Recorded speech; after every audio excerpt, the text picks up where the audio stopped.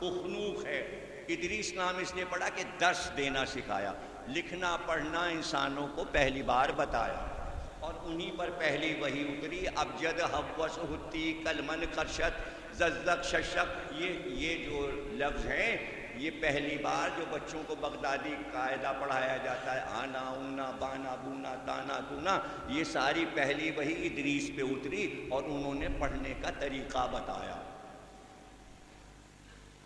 پھر انہوں نے لکھنا سکھایا، قلم ایجاد کیا، پھر برتن ایجاد کیے، اور پہلی بار کپڑا سینا سکھایا، اور خود ہی کپڑا سیتے تھے، اس لیے خیاط الانبیاء کہے جاتے ہیں۔